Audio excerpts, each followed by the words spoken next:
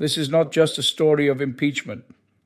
It's a story of power, procedure, and a Senate President who, despite insisting he is fair, is beginning to sound more like a strategist than a judge. On June 25, Senate President Chiz Escudero once again faced the press, not to clarify legal questions, not to lead with objectivity, but to continue a pattern of blaming, pressuring, and preconditioning the public mind. Since February 2025, Escudero has clocked more hours behind microphones than behind court records. His latest press conference reveals more than his words admit. He is laying the groundwork to allow someone, perhaps even himself, to move for the dismissal of the impeachment case against Vice President Sara Duterte once the trial starts on July 29. He continues to pin the blame for delays on the House of Representatives. He calls them matigas ang ulo, accuses them of delaying orders, answers, appearances. But facts contradict the spin.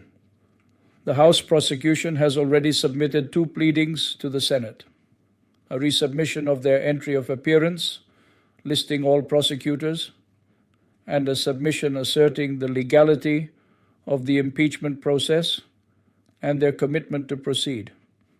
These filings, by any measure, show an institution willing to move forward.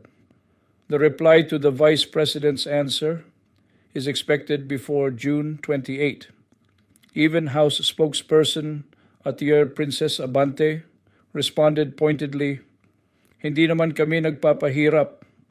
The House is not the problem." Yet Escudero warns of another technicality, that the authority of the 19th Congress's prosecutors expires on June 30, suggesting they need new approval from the incoming 20th Congress, even though most members are returning, except for only 2 additions. Why now? And why frame it as a roadblock? Isn't that too a form of delay? Senator-elect Bam Aquino has made it clear the trial should be decided on evidence, not politics, a sentiment we all expect from someone taking the judge's seat. And still, Escudero couldn't help but dismiss the concern of former Supreme Court Justice Antonio Carpio, who warned that dismissing this case without trial would be a grave abuse of discretion. Escudero countered with precedent, citing a dismissed case years ago, but evades the present issue. This is a sitting vice president. Now, as the impeachment trial nears, we must ask, why does the Senate President sound more invested in building a legal off-ramp than ushering in the trial itself? Is he preparing the stage for anyone, to file a motion to dismiss, just as he's been programming the public for weeks? Is this what he means by majority rules?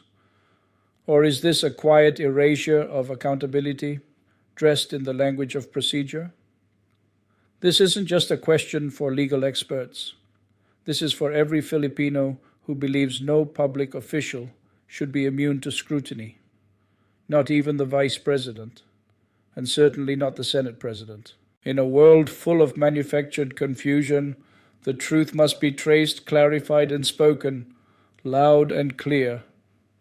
The people deserve to witness the evidence, and the Senate must not become the courtroom where justice is dismissed before the gavel falls.